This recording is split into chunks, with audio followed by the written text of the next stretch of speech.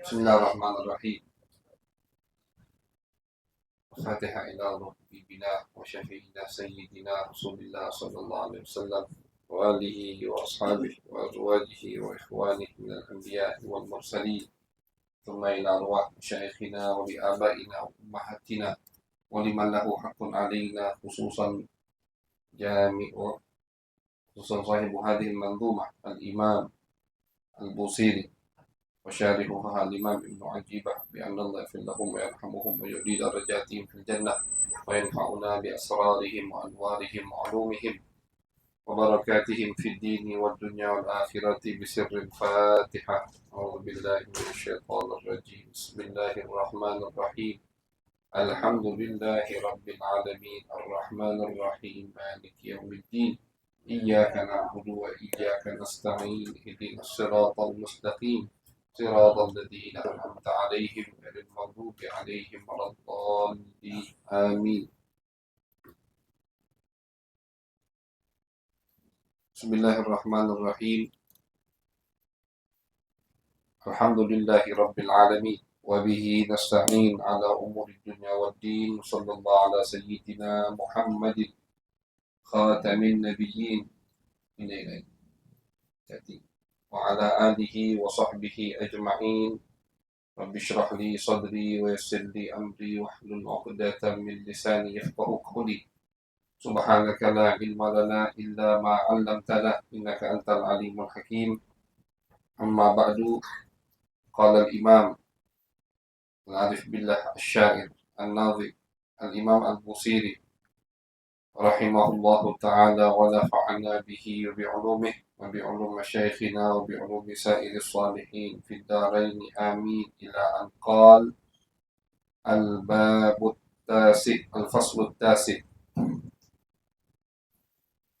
التوسل بالنبي صلى الله عليه وسلم والتعلق بأديانه. فيا خسارة نفس في تجارتها لم تشتري الدين بالدنيا ولم تسمي. ومن يبع عاجلا منه بعاجله يبل له الغبن في بيع وفي سلم إن آتي ذنبا. فما أهدي بمنتقد من النبي ولا حبلي بمنصرم. فإن لي ذمة منه بتسميتي محمدا وهو أوفى الخلق بالذمم. Alhamdulillah, puji syukur kehadirat Allah Subhanahu wa taala. Salawat dan salam kita aturkan kepada baginda besar Nabi Agung Nabi besar Muhammad sallallahu alaihi wasallam. Masyaallah hadirin, alhamdulillah wa yarhamukumullah.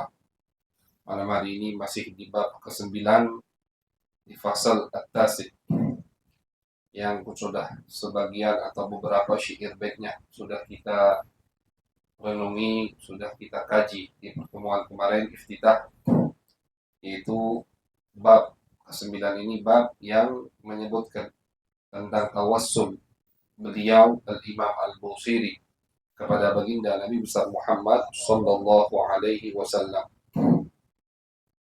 Qal di sini beliau berkata, "Faya khasarata nafsin fi tijaratiha lam tashtari dina bid dunya wa lam tasumi." Kata beliau, alangkah ruginya orang fi tijaratiha di dalam perdagangannya, lam tashtari dina bid dunya wa lam tasumi. Dia tidak membeli agama, dia tidak membeli akhirat dengan dunia yang dia miliki. Itu wong rugi, kata beliau. Jadi beliau umpamakan orang yang memiliki dunia seperti wong yang memiliki satu barang atau duit. Tidak membeli dengan apa yang dia miliki akhirat. Dunia tidak dia beli dengan akhirat. Ini perumpamaan beli atau jual beli, perumpamaan yang digunakan oleh Allah Subhanahu wa taala di dalam kitab suci Al-Qur'an. Allah Subhanahu wa taala di dalam Al-Qur'an berfirman ketika mensifati orang-orang Yahudi. Kata Allah Subhanahu wa taala, ulama Yahudi ini mereka tidak membeli dunia, tidak membeli agama, tidak membeli akhirat dengan dunia yang mereka miliki. Ini ayat di surat Al-Baqarah turun untuk mencela ulama Yahudi yang sudah tahu tentang Islam, yakin dengan Nabi besar Muhammad SAW, tapi mereka tidak mau iman kepada Nabi Muhammad SAW. Mereka tahu tentang Nabi, yakin, bayangkan, yakin 100% ini adalah Nabi besar Muhammad, Nabi akhir zaman. Ya'rifunahu kama ya'rifuna abna'ahum. Mereka itu ulama Yahudi mengenali Nabi Muhammad seperti mereka mengenali anak mereka sendiri. Tidak ada keraguan. Tapi kenapa mereka tidak mau iman kepada Nabi? Karena ada was-was. Was-was dari setan. Apa kata setan? Kalau kamu iman ke Muhammad, maka pengikutmu juga akan ikut iman dengan Muhammad. Ketika pengikutmu jadi sahabat Muhammad dan kamu jadi sahabat Muhammad, duit yang selama ini kau dapat itu balik kalau ke ujung-ujungnya masalah duit. Ujung-ujungnya masalah duit. Jadi mereka tidak mau iman kepada Nabi, takut jobnya kurang. Takut jatah mereka dari pengikut-pengikut mereka itu kurang. Karena ketika kalau mereka iman kepada Nabi, otomatis pengikutnya akan iman kepada Nabi besar Muhammad Sallallahu Alaihi Wasallam. Akhirnya mereka tutupi tentang Nabi Muhammad. Bahkan sebagian dari mereka merobek kitab Taurat yang di situ ada sifat Nabi Muhammad dan mereka simpan. Agar apa? Agar pengikut mereka tidak iman kepada Nabi. Mereka musuhi Nabi Muhammad biar jobnya tadi tetap balik ke mereka. Padahal ini hanya was-was, masyaallah hadirin. Ar-Razzaq war-Raziq wallah, yang beri rezeki itu kan Allah. Ini hanya was-was dari setan. Padahal kalau mereka iman kepada Nabi, pengikut mereka iman kepada Nabi Muhammad SAW, bisa jadi rezeki mereka itu malah 2 kali lipat dari sebelum mereka iman kepada Nabi Muhammad SAW. Tapi was-was setan tadi. Jangan sampai kalian iman, karena kalau kalian iman, job kalian berkurang. Padahal prakteknya Nabi besar Muhammad SAW, ketika beliau didatangi oleh pemimpin, setiap pemimpin yang datang ke Nabi, memeluk agama Islam, membaiat Nabi Muhammad SAW, itu sama Nabi diteruskan jabatannya. Nabi itu tidak pernah mencopot jabatan seseorang. Cuman gara-gara dia dari musyrik ke muslim. Ketika dia masuk Islam, dilihat sama Nabi. Sebelum Islam, apa jabatannya? Apa keahliannya? Oh, sebelum Islam dia pemimpin. Diteruskan sama Nabi jadi pemimpin. Sebelum Islam, dia ahli strategi perang. Sayyidina Khalid bin Walid. Langsung beliau masuk Islam, langsung keluar dengan pasukan Nabi, sahabat. Beliau pemimpinnya. Beliau amirnya. Panglimanya beliau. Panglima perangnya beliau, Khalid bin Walid. Di belakangnya ada Sayyidina Abu Bakar, ada Sayyidina Umar, ada Sayyidina Utsman. Tapi karena beliau statusnya sebelum masuk agama Islam panglima perang dan beliau memang ahli di bidang itu, ketika beliau masuk agama Islam, muslim, mengucapkan 2 kalimat syahadat, jabatannya itu ditetapkan sama Nabi Muhammad SAW. Nah, jadi itu hanya was-was. Was-was dari siapa? Was-was dari setan kepada ulama Yahudi, bahwasanya ketika kalian iman kepada Muhammad, pengikut kalian akan ikut dengan Muhammad dan job atau uang kalian akan berkurang. Sehingga mereka tidak mau iman kepada Nabi Muhammad Sallallahu Alaihi Wasallam. Ini diumpamakan sama Allah. Ini diumpamakan sama Allah Subhanahu Wa Taala dengan apa? Dengan orang yang tidak mau membeli. Kata Allah, mereka tidak mau membeli agama, akhirat dengan dunia yang mereka miliki. Mereka menjual. Bahkan mereka menjual, bukan tidak mau membeli. Kalau Imam Busiri di sini mengatakan tidak membeli. Ini mereka jual. Mereka jual. Agama itu di tangan mereka. Allah pakai kalimat menjual. dengan artian bahwasannya agama itu betul-betul sudah ada di tangan mereka. Jual beli itu kan tidak mungkin kalau bukan punya kita. Ketika kita menjual satu barang, itu barang memang asli punya kita. Baru kita jual. Nah, jadi diumpamakan sama Allah agama itu barang mereka. Sudah mereka miliki. Tapi mereka jual dengan dunia. Jadi kebalikan. Mereka jual dengan dunia. Rugi dunia akhirat.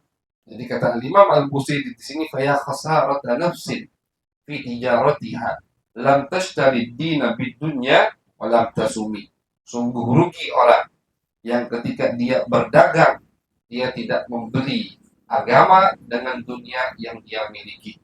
Ulama, sebagian hukama, orang bijak mengatakan, "Lau kanatid dunya min dhahab, walakinnaha tafna, wal akhiratu min tin, walakinnaha tabqa, lakhtara al-aqilu ma yabqa ala ma yafna, la siyama wal amru bil aksi." Kata sebagian orang bijak, umpama dunia ini diumpamakan emas, akan tetapi tafna, ada akhirnya, ada masa habisnya. Dunia emas, umpamakan emas, tapi ada habisnya. Dan akhirat tin, diumpamakan akhirat ini tanah, tapi kekal abadi, tidak ada habisnya. Maka kata orang bijak ini, orang yang berakal akan memilih tanah, tapi dia kekal abadi, daripada milih emas yang ada habisnya. Dunia emas dibandingkan dengan tanah. Cuman dunia yang emas ini bakal habis. Ada waktunya.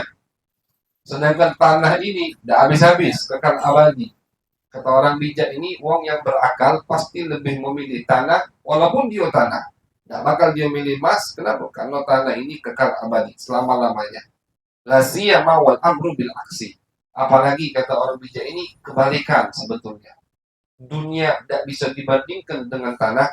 Apa kata Nabi Muhammad? Lau kanatid dunya ta'dilu indallah janaha ba'udah, ma saqa kafiran minha syarbata ma.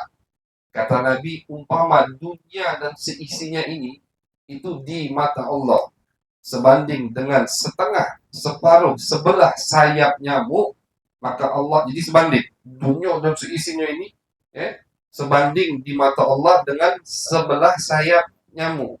Sayap nyamuk sebelah kanan, sebelah kiri, setengah sikap.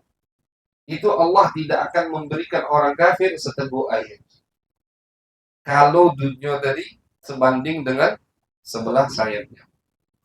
Tapi karena dunia tidak bisa dibandingkan bahkan dengan sebelah sayap nyamuk pun, di situ Allah kasih orang kafir dunia melimpah. Ada yang Allah istidrat sengaja, dia ahli maksiat, zalim, kafir, Allah kasih istidrat.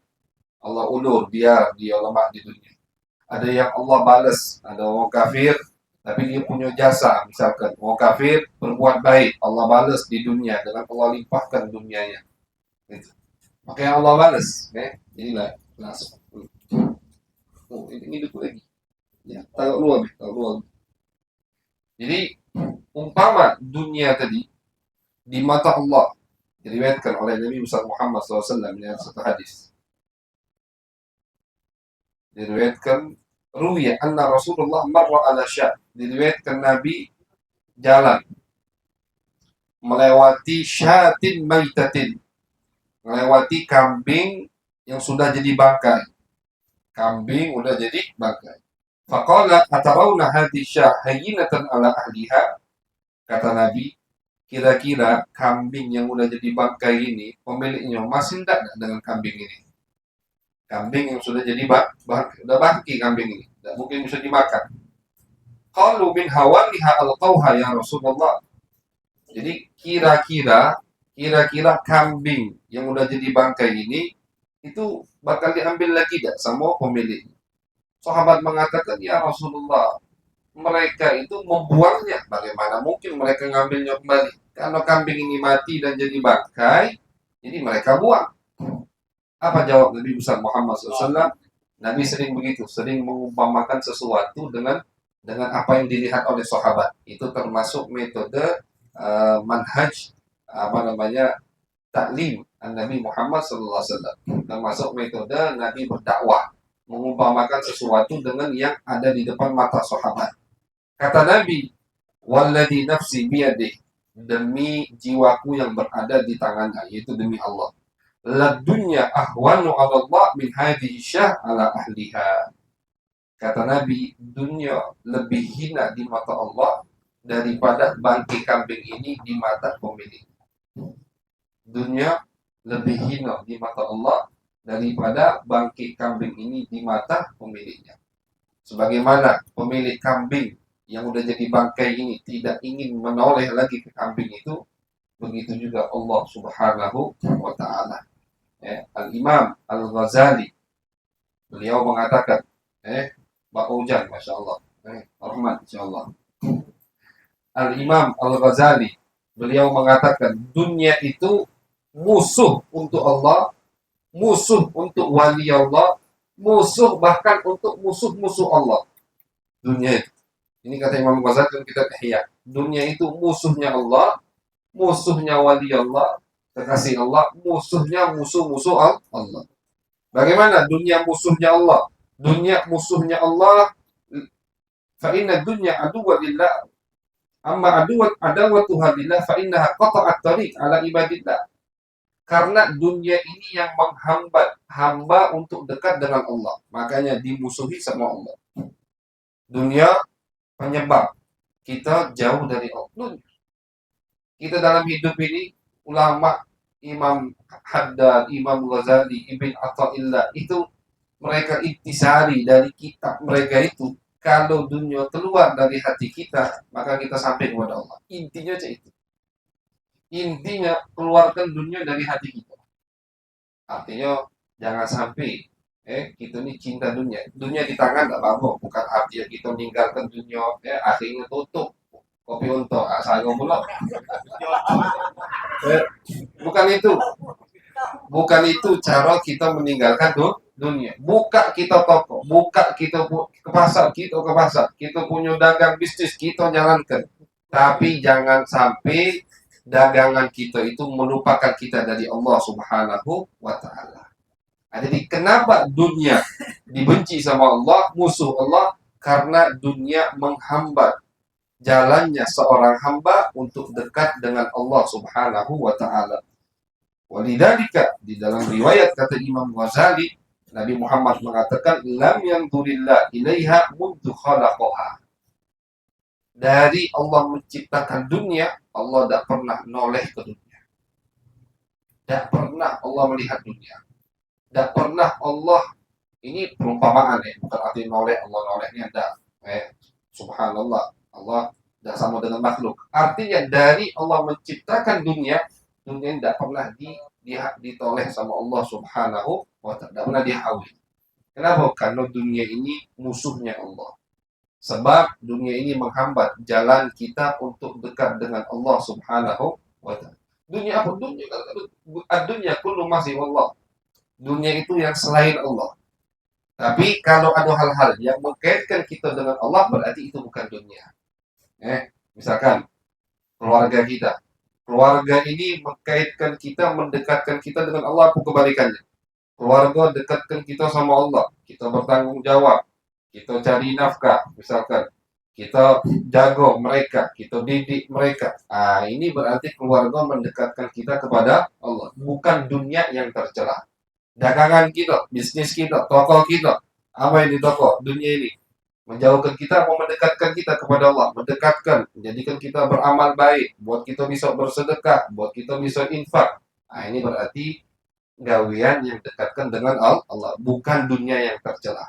Jadi dunia yang tercela, dunia yang menjauhkan kita dari Allah Subhanahu wa Ta'ala. Kemudian, kata Imam Ghazali, dunia juga musuhnya wali-wali Allah. Kenapa bisa dunia musuh wali Allah? Fa innahu tazayyanat lahum bizinatiha wa ammathum bizahratiha wa nadaratiha hatta tajarra'u mararata sadri fi muqata'atiha. Karena dunia ini dia datang ke wali-wali Allah. Dunia ini suka menggoda kekasih Allah dengan penampilan yang sangat menarik, baik itu makanan, duit, jabatan, atau wanita, atau apa-apa. Pokoknya dunia ini datang terus ke wali Allah. Makanya ada dalam satu riwayat, Kalau ada orang lari dari dunia, dunia akan ngejar. Kalau orang lari dari dunia, dunia nggak ngejar. Ini perumpamaan untuk wali Allah.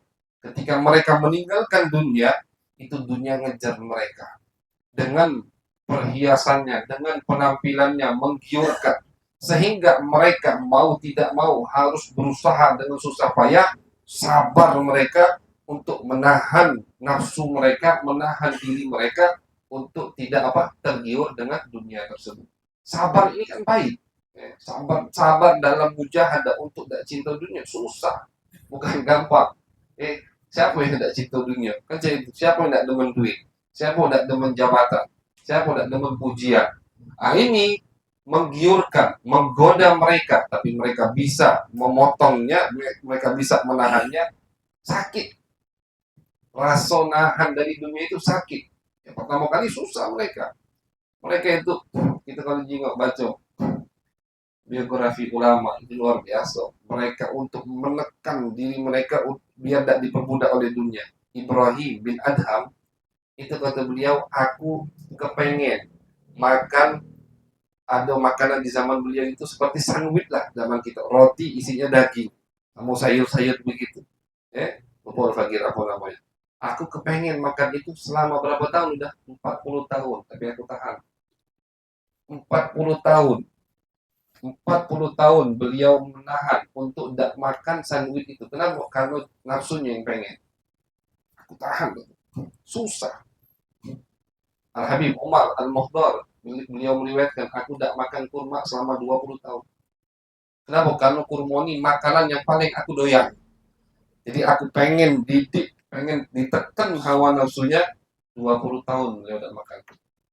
Jadi mujahadah aulia, usaha mereka untuk menekan hawa nafsu mereka dari dunia itu susah, payah. Makanya mereka memusuhi dunia. Begitu. Jadi kenapa dunia musuh mereka? Karena dunia menyebabkan kecapaian untuk mereka.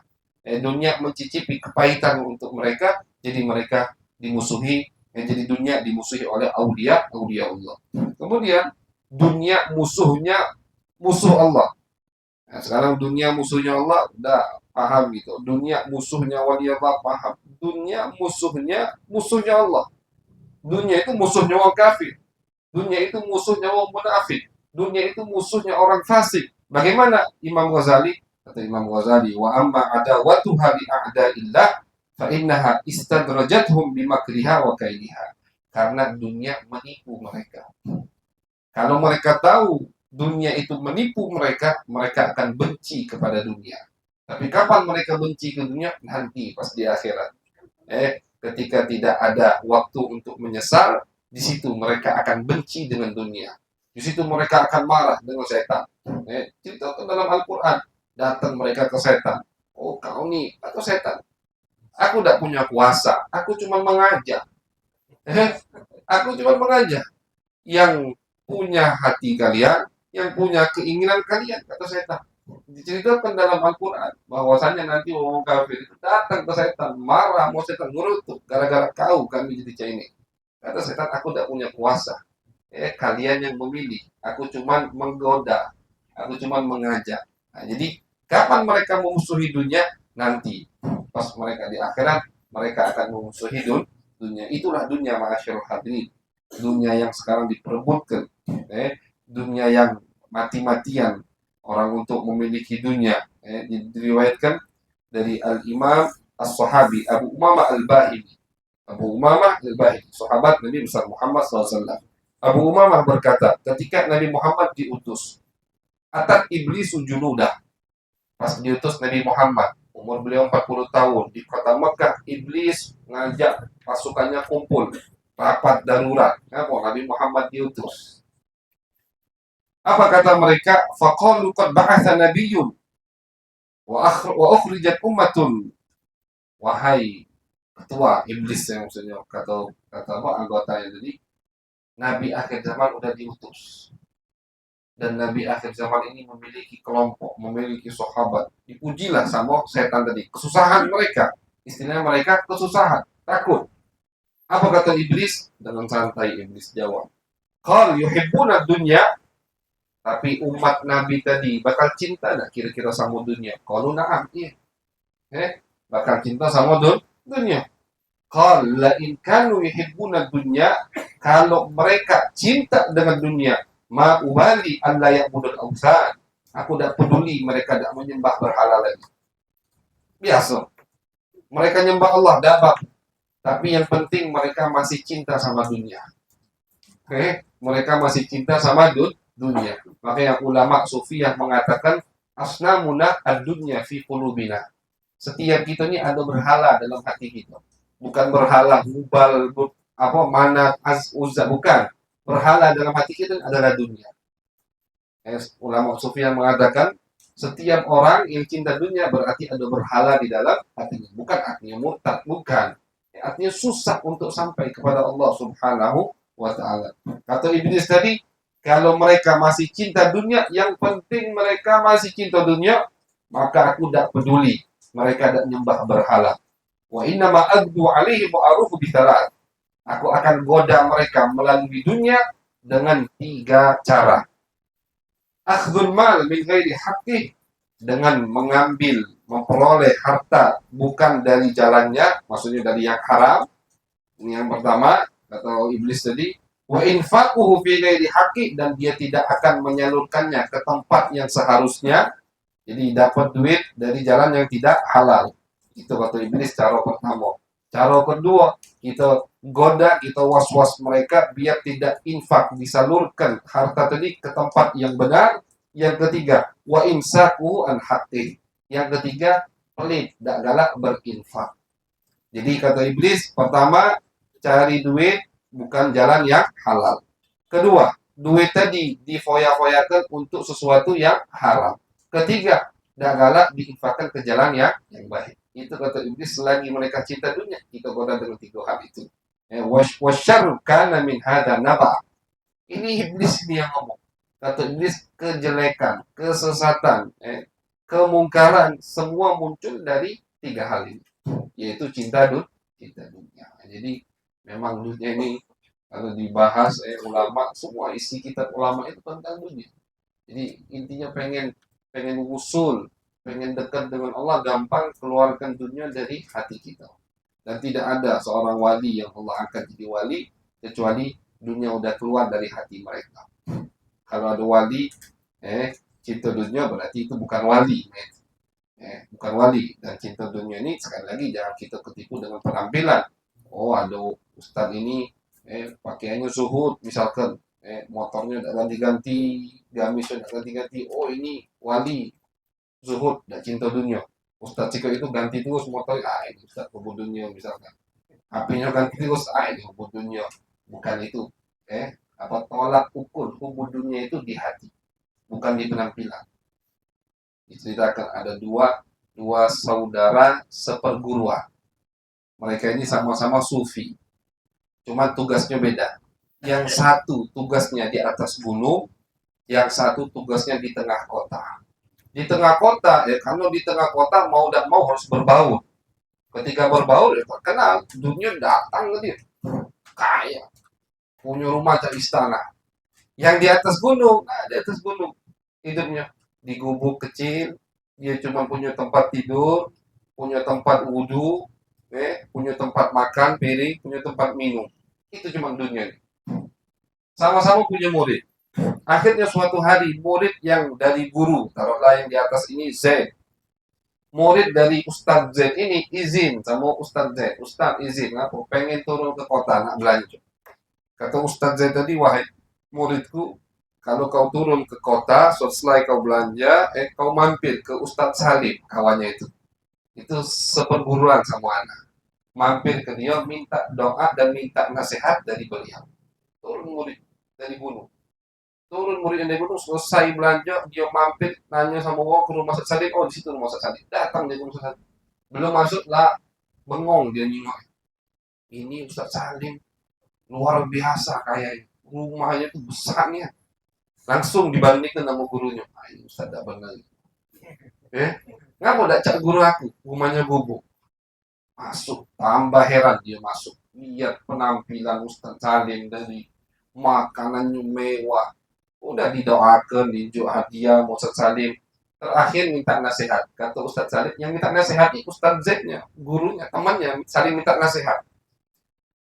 Kata muridnya tadi, wahai Ustaz Salim, guru anak Ustaz Z minta nasihat dari antum. Sampaikan salam ke guru inti dan katakan ke dia, akhrij ad-dunya min qalbi. Keluarkan dunia dari hatimu. Mentak malakmu gitu. Nasihat Ustaz Salim yang kaya ini, yang hidupnya penuh dengan dunia, lahirnya, apa? Omongi ke Ustaz inti yang punya gubuk itu, di atas gunung, keluarkan dunia dari hatimu. Bingung ini murid. Dalam dia naik ke gunung sambil mikir kenapa maksud nasihat ini. Sampailah dia ke gurunya Ustaz Z. Cerita dia, udah guru ini. Kata Ustaz Z-nya, apa nasihat Ustaz Salim? Malu. Ini murid malu ingin menyampaikan nasihat Ustaz Salim. Karena di mata dia, gurunya ini tidak punya dunia. Makanya tidak cinta dunia. Tidak punya dunia. Gobok rumahnya, tempat tidur sikro, tempat wudu, tempat makan dan minum. Jadi malu ingin menyampaikan nasihat Ustaz Salim. Kalau amanah beliau sampaikan, kata Ustaz Salim, wahai guruku, akhrij ad-dunya min qalbik. Keluarkan dunia dari hati. Langsung terdiam Ustaz Salim dan menangis. Sahih, betul. Bingung tambah muridnya, bukan gurunya ngebantah, malah gurunya ngiyakan, nerima. Betul, kata guru. Muridnya minta dijelaskan, guruku tolong jelaskan apa maksudnya ini, tidak paham mana. Kata gurunya, wahai muridku, aku betul memang tidak memiliki dunia seperti Ustadz Salim di bawah, di tengah kota ini.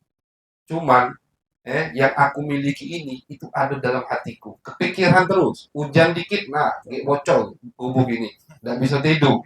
Hujan dikit langsung cepat-cepat bersihkan tempat makan, tempat, takut rusak karena memang yang dimiliki cuma itu. Akhirnya barang sedikit itu ada di dalam hatinya. Jadi gawe, nganggu pikirannya. Nah itu, dunia yang sedikit itu. Tapi dia, wahai muridku, beliau, Ustaz Salim, dunia yang kau lihat yang dia miliki, umpama sekejap mata hilang, hatinya tidak akan bergetar. Sekejap mata, dunia yang kau lihat yang dimiliki oleh Ustaz Salim, itu hilang, maka hatinya tidak akan goyang. Yang tadinya sholat tidak jadi sholat, tidak. Yang tadinya majlis tidak jadi majlis, ngapo lagi ungsing, pasang bangga laku misalnya, sudahlah itu tidak. Tetap dia lakukan, tetap hatinya ikhlas kepada Allah Subhanahu wa Ta'ala. Itu perumpamaan. Ini cerita disebutkan sama ulama dalam kitab mereka. Jadi bahwasanya ketika orang memiliki dunia bukan kayak Al-Imam Ali bin Abi Thalib karramallahu wajhah, beliau mengatakan laisa zuhdu alla tamlika dunya walakin zuhud alla tamlikaka ad-dunya. Bukan arti zuhud itu kau tidak memiliki dunia, bukan. Arti zuhud itu dunia tidak memilikimu, dunia tidak memperbudakmu. Nah, jadi kita jangan mengukur orang dengan penampilan luar. Jangan tertipu. Makanya kadang ada orang yang fakir, wong yang miskin, tapi dia cinta dunia. Ada wong yang kaya, Allah berikan semua kepadanya, tapi sekejap mata hilang, hatinya udah bergetar. Al-Imam Al-Habib Husain bin Syekh Abu Bakar bin Salim diriwayatkan beliau itu dunia ngejar beliau. Sampai-sampai beliau itu kalau udah sumpah sama dunia, beliau tidak galak nerima duit koin emas itu, beliau tutup pintu rumahnya, tidak galak lagi nerima duit. Itu duit dibabit disambung masuk ke jendela beliau. Duit emas, bukan mabit batu, mabit duit emas. Saking beliau tidak mau dibabit disambung, uang nak ngejuk dia duit. Dibabit ke jendela, bukan jendela rumah, kamarnya bukan, pokoknya masuk ke rumahnya lewat loteng, lewat ini. Beliau tutup pintu udah malek sama itu. Dikejar sama dunia. Apa kata beliau? Sekejap mata. Ini makalah dinisbatkan kepada beliau. Sekejap mata, wahai anak-anakku, wahai muridku, yang kau lihat ini sekejap mata hilang, hatiku tidak gerak sama sekali. Artinya dunia di tangan mereka, bukan di hati mereka. Jadi jangan kita menilai orang dari penampilan luar. Karena banyak para ulama, para a'imah, ada juga yang zuhud, memilih penampilan zuhud. Tapi ada juga yang memilih penampilan Al-Imam Abdul Hasan Asy-Syadzili, Al-Imam Syekh Abdul Qadir Al-Jilani. Itu diriwayatkan mereka itu, waduh, kalau keluar ka'annahum al-muluk. Kalau mereka keluar, Abdul Hasan Asy-Syadzili, Al-Jilani, itu cak mereka yang sultan, cak mereka yang raja, dengan penampilan yang luar biasa. Tapi dunia tidak masuk di hati mereka sama sekali. Penampilan yang sangat luar biasa, tapi dunia tidak masuk ke hati mereka sama sekali. Sampai ada orang Yahudi, Yahudi ini tukang las besi. Abdul Hasan Asy-Syadzili lagi jalan dengan kuda, digiring sama murid-muridnya. Kudanya tadi dihiasi, cak sultan, cak raja. Dicegat sama Yahudi.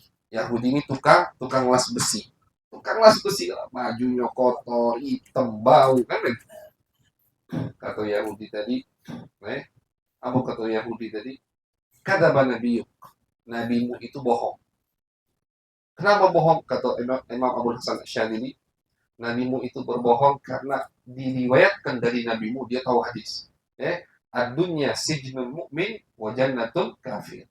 Dunia itu penjaranya orang yang beriman dan surganya orang yang kafir. Nah, menurut agamamu, aku ini kafir. Sedangkan kau beriman. Mana surganya aku, mana nerakanya kau. Artinya aku yang seperti di neraka, susah hidup, tukang las besi. Kau di surga, bohong berarti nabimu. Aku jawab Abdul Hasan Asy-Syadzili, ya hada, wahai fulan, kata Abdul Hasan Asy-Syadzili. Inti binisbah dengan apa ma'addahullahu laka fil akhirah ka'annaka fil jannah. Kamu itu dengan apa yang Allah siapkan nanti di akhirat, sekarang ini kau macam di surga. Kau betul capek, bisa minum, bisa makan, bisa tidur, bisa kawin.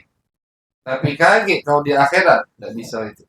Nah, jadi dengan nisbat, kalau dibandingkan apa yang akan kau terima di akhirat, kau ini seperti di surga. Sedangkan aku, kata Abdul Hasan Asy-Syadzili, apa yang aku terima di dunia ini, dan dibandingkan dengan apa yang akan aku terima di akhirat, seperti aku di dalam api neraka. Tidak seberapa. Wathiyah bihada, lanjutkan oleh Abdul Hasan. Dan penampilanku ini yaqulu linnas ana ma ahtaj, atau ana akfi nafsi. Penampilanku ini, kata Abdul Hasan, mengatakan ke orang yang melihatku, aku tidak butuh duit kamu. Aku cukup dalam kehidupanku. Aku bisa makan, aku bisa beli baju, aku udah cukup dengan nikmat Allah Subhanahu wa taala. Jadi niat penampilan beliau yang luar biasa untuk memberikan sinyal kepada orang lain, aku tidak butuh dengan harta kalian. Jadi kadang memang mereka itu, dan ini tidak sahabat, adat sahabat Nabi besar Muhammad SAW. Sahabat itu kalau keluar rapi, tegap. Makanya kenapa mereka kalau lapar ngikat batu biar tidak bungkuk, biar tidak ketahuan. Mereka tidak mau menunjukkan ke orang lain mereka butuh. Mereka susah, ada mereka rapi. Dan itu sunnah Nabi besar Muhammad SAW. Apa pernah sahabat tahu kalau tidak Nabi buka ada 3 batu di perut Nabi? Makanya ketika Nabi wafat, baru mereka tahu Nabi menggadaikan baju besi ke toko Yahudi. Nabi ini gadaikan baju besi ke toko Yahudi. Yahudi ini jual sembako. Nabi beli gandum, Nabi beli minyak untuk apa? Untuk nafkah istri-istri beliau. Kenapa kata ulama ke toko Yahudi? Banyak hikmahnya. Salah satunya biar kita tahu boleh transaksi ke agama, ke orang lain yang agamanya bukan Islam. Kedua, kalau Nabi pengen ngebon ke toko sahabat, tidak bakal jadi utang. Kan begitu? Tidak bakal jadi utang. Tidak mungkin sahabat rela mengutangi Nabi Muhammad. Ambil ya Rasulullah. Jiwa mereka, raga mereka, ruh mereka, bahkan jiwa orang tua mereka berani korbankan untuk Nabi Muhammad SAW. Apalagi cuman istilahnya gandum 10 kilo, 100 kilo. Makanya Nabi tidak mau menyusahkan sahabat. Tidak ada yang tahu sahabat. Kapan mereka tahu? Ketika Nabi wafat.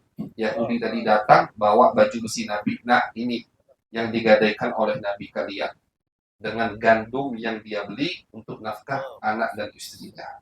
Itu memang sunnah Nabi besar Muhammad SAW. Jadi ketika kita berpenampilan, kita niat untuk memuliakan Islam, niat untuk memuliakan diri kita, niat untuk menunjukkan nikmat Allah. Wa amma bi nikmati rabbika fahaddits. niat untuk memuliakan. Abu Yasaid Muhammad Alawi Al-Maliki itu beliau diriwayatkan sampai sekarang kita lihat jadi beliau tuh punya gudang baju. Jubah beliau itu puluhan. Jubah dari semua negara, pakaian semua negara beliau itu ada. Beliau tidak pernah, itu juga foto-fotonya. Tidak pernah beliau berpenampilan yang compang-camping, pasti rapi. Maki imam itu kadang setengah jam. Diriwayatkan beliau kadang maki imam setengah jam. Muridnya yang maki ke beliau duduk, sanggup lagi tegak mau setengah jam. Muridnya kurang rapi, pulang, pakai lagi. Keluar pakai pakaian yang bagus tadi. Beliau mengatakan, anak ahtarim al-ilm, aku memuliakan ilmu yang ada pada diriku. Biar orang tuh tidak menganggap orang alim miskin, orang alim bawah, orang alim tidak punya. Salam untuk anak kamu nak makan apa kaki. Nah itu. Jadi terkadang ada beberapa, asal tidak ada beberapa ulama mereka sengaja berpenampilan necis bahasa kita mengikuti zaman, biar apa? Biar tadi untuk membantah tuduhan-tuduhan seperti itu, untuk memuliakan ilmu yang mereka miliki, untuk memuliakan hadis. Kata Buya, aku memuliakan hadis yang aku hafal.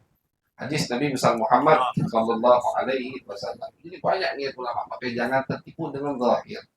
Jangan tertipu dengan Al-Habib Abdul Haddad mengatakan, an-niyah a'malun qalbiyah. Niat itu amal hati. Karena niat amal hati, tidak ada yang tahu niat kecuali pemilik hati, yaitu Allah Subhanahu wa Ta'ala.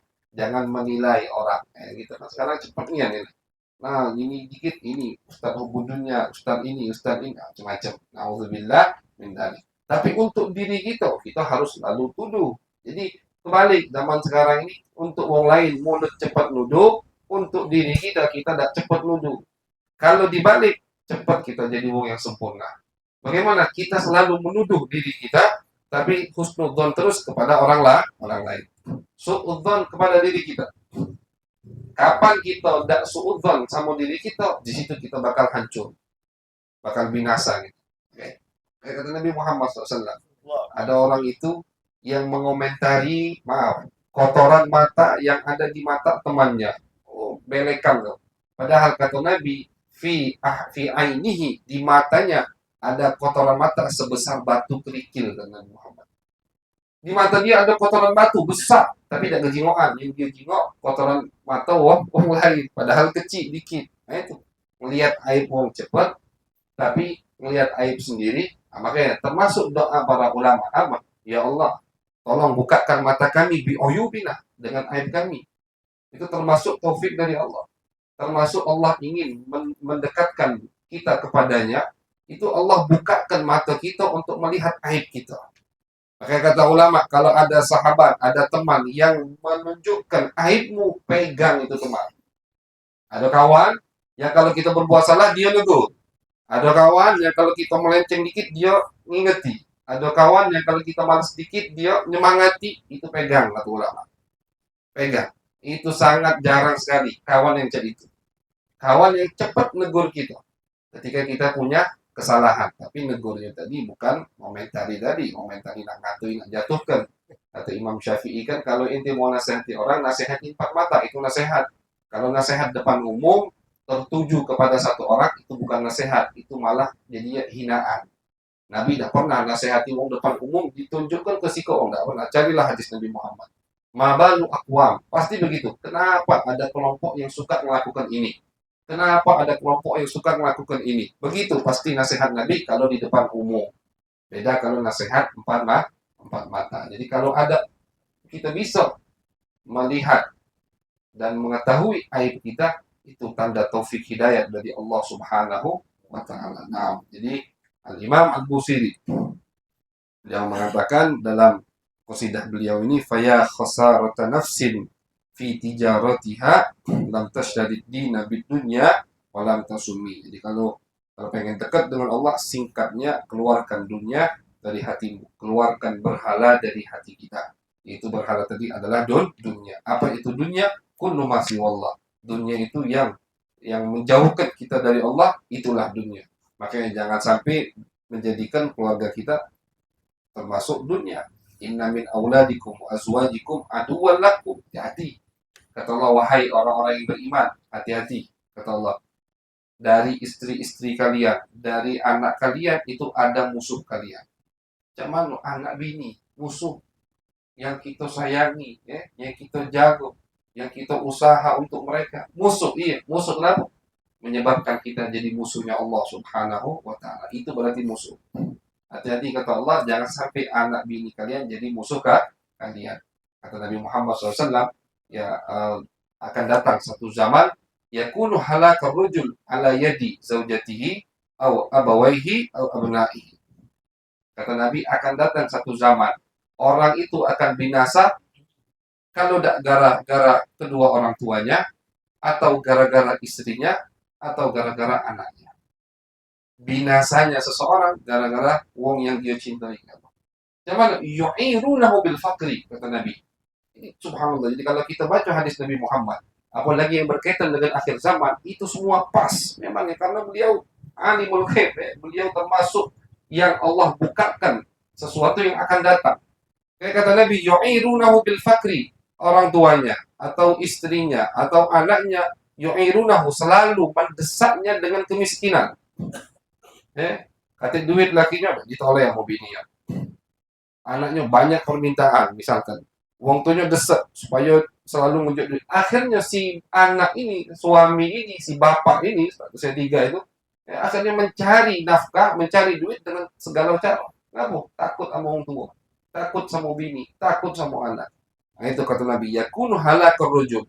Akan datang satu zaman, yang mana di zaman itu, al-rujul, seorang laki-laki akan binasa di tangan kedua orang tuanya, atau di tangan istrinya, atau di tangan anaknya. Makanya jangan sampai orang tua, atau insya Allah tidak orang tua, anak istri menjadikan kita binasa di hadapan Allah Subhanahu wa taala. Jadi anak kita itu tidak cinta dunia. Jangan sampai anak kita cinta dunia. Caranya kita juga didik kita untuk tidak cinta dunia. Didik putri kita biar seperti jadi putrinya Hatim Al-Asam. Hatim Al-Asam ini diriwayatkan tiap pagi ketika beliau mau pergi cari nafkah, diantar sama putrinya yang masih kecil, masih 4-5 tahun, sampai ke pintu. Apa? Ya abadi, inna nasbiru ala harril ju' fid dunya, wala nasbiru ala harri jahannam fil akhir. Wahai ayahku, kami sabar dengan apa? Dengan panasnya, perihnya, lapar di dunia, dan kami tidak sabar dengan panasnya api neraka di jahannam. Ini pesan putri ke bapaknya ketika bapaknya mau jadi duit. Bukan mau zaman sekarang, bapaknya belum dapat duit, daftar isilah penuh. Beli ini. Iya lah, perlu beli ini. Belum lah masuk duit. Lah beli ini. Nah, kita didik. Seperti itu. Kami sabar, wahai ayahku, dengan panasnya, perihnya lapar di dunia, tapi kami tidak sabar dengan panasnya api neraka di jahannam. Artinya kalau tidak dapat yang halal, tidak apa-apa balik dengan tangan kosong. Kami sabar, Abah. Tapi kalau dapat yang halal, alhamdulillah. Tapi kalau dapat yang haram, jangan. Kami tidak terima. Oh, itu putri Hatim Al-Asam.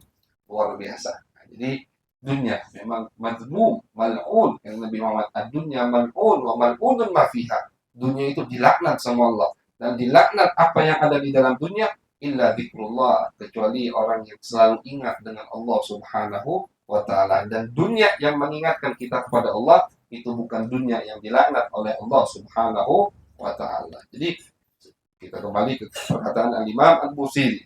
Kata Imam Al-Busiri, rugi sekali orang yang tidak di dalam perdagangannya tidak membeli agama, tidak membeli akhirat dengan dunia yang dia miliki. Apalagi kalau dia jual agama, tambah rugi, double ruginya. Nah, kita baca tadi perkataan sebagian orang bijak mengatakan kalau dunia dari emas tapi dia akan habis, maka orang yang berakal akan memilih sesuatu yang dari akhirat, yang dari tanah, tapi dia kekal abadi. Kalau dunia ini sehebat-hebat dunia, habis pula. Nabi Nuh alaihissalam, beliau ini umur bisa dikatakan mungkin manusia yang paling panjang umurnya kalau melalui dalil yang sahih. Karena beliau di Al-Quran Allah sebutkan dakwanya saja sebelum tufan. Ini sebelum tufan, sebelum Allah turunkan azab ke kaumnya, itu 950 tahun. Di Al-Quran disebutkan. Berarti beliau dilantik, misalkan umur Nabi rata-rata dilantik 40 tahun. 990 tahun. Setelah azab turun, beliau masih hidup panjang. Artinya umurnya 1000 tahun lebih. Didatangi oleh malaikat Jibril. Qala Jibril li Nuh. Jibril nanya ke Nabi Nuh, "Ya atwal al-anbiya umron, kaifa wajadta dunya?" Wahai nabi yang paling panjang umurnya. Nabi yang paling panjang umurnya. Bagaimana kau dapati kehidupan di dunia? Apa komentarmu tentang dunia? Apa kata Nabi Nuh?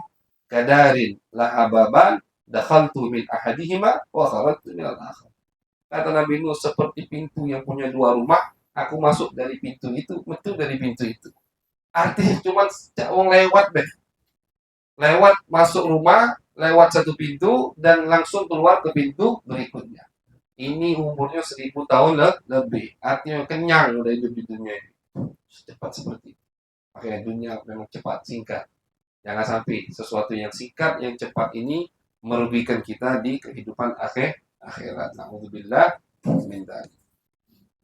Waman yabi ajilan, waman yabi ajilan minhu bi ajilihi yabin lahul ghadnu fi bai'in wa fi salami. Imam Busiri mengatakan orang yang menjual sesuatu yang akan punah, sesuatu yang akan habis dengan sesuatu yang kekal abadi, tentu pasti orang itu yabin lahul ghadnu fi bai'in wa fi salami. Orang itu akan rugi.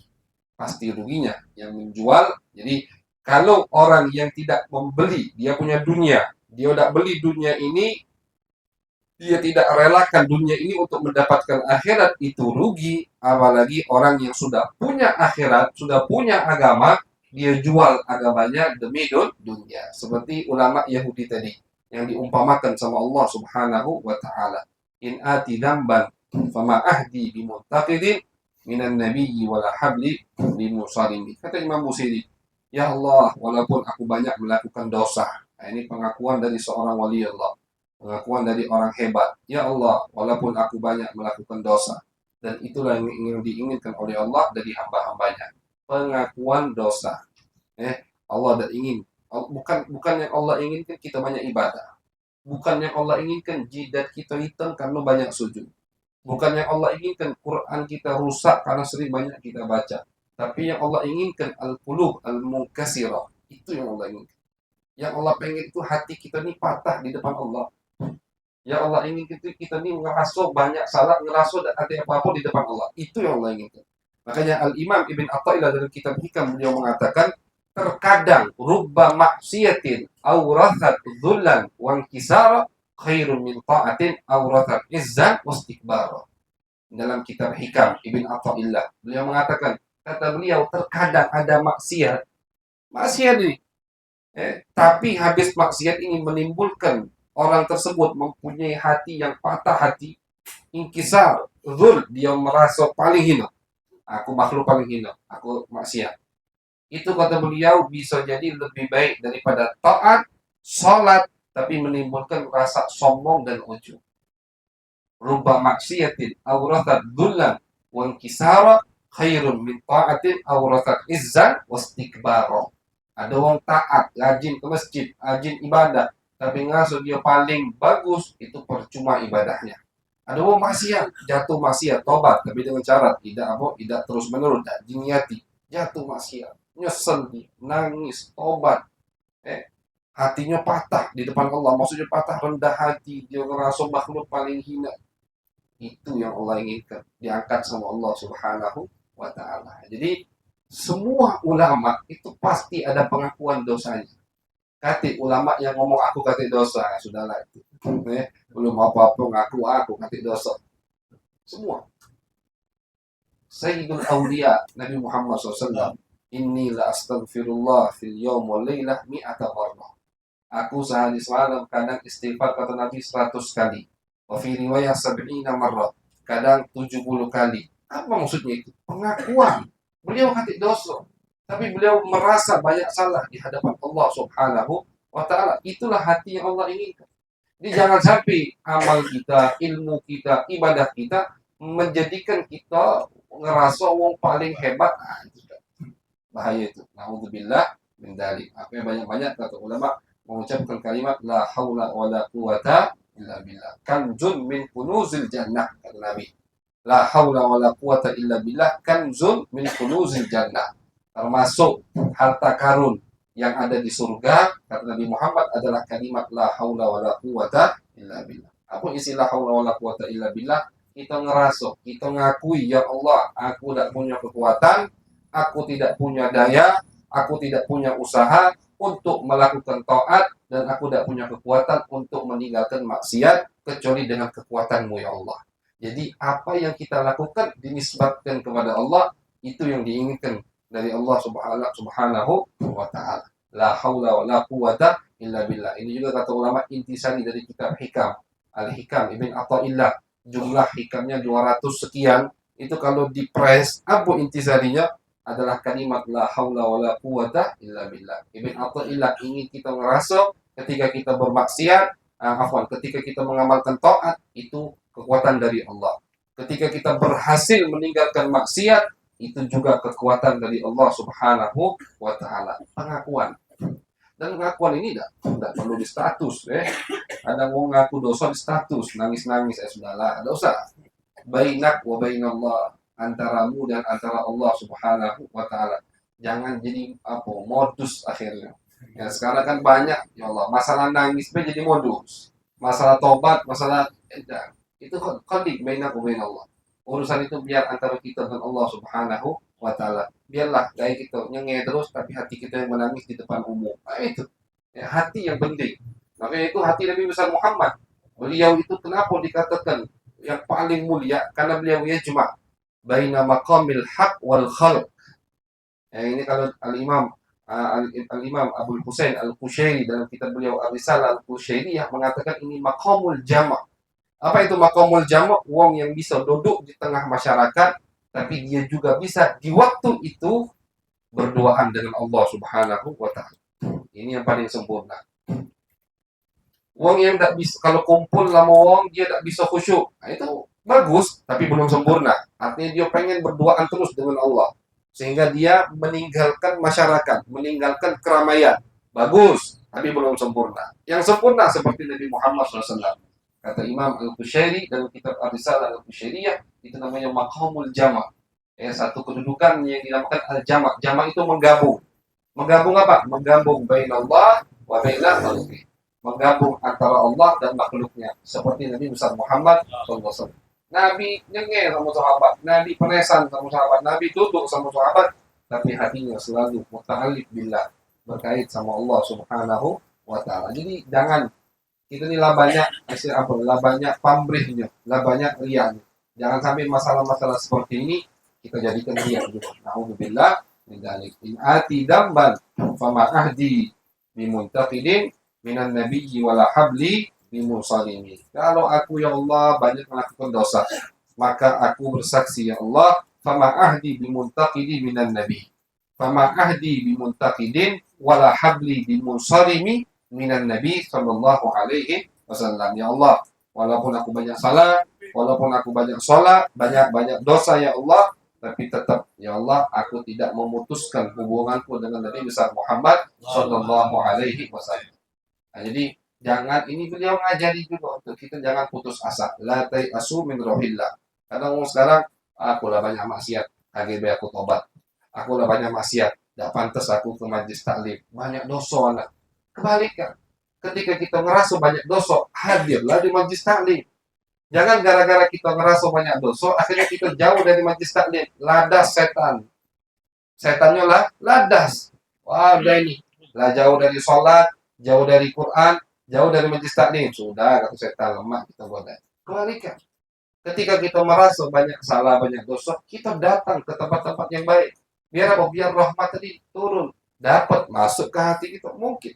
Kata ulama, hati ini umpama gelas.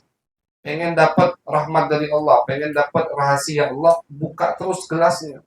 Jangan ditutup. Buka terus, bersihkan. Yang penting bersihkan, kosongkan, bersihkan, siapkan. Udah. Urusan kapan diisi itu urusan Allah Subhanahu wa taala. Nah, jadi ini ajaran dari beliau.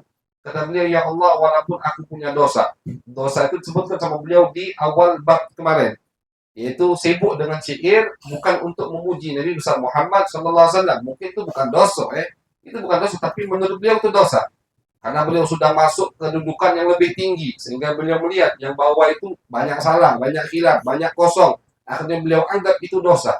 Tapi ya Allah, walaupun aku banyak buat dosa, aku tidak putus hubungan dengan Nabi besar Muhammad SAW.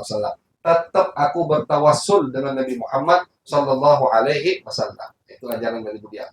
Jadi walaupun kita berbuat salah, jangan putus asa dari rahmat Allah. Ulama mengatakan wong yang putus asa dari rahmat Allah ketika dia bermaksiat, itu perasaan, itu prasangka lebih besar dosanya daripada maksiat tersebut.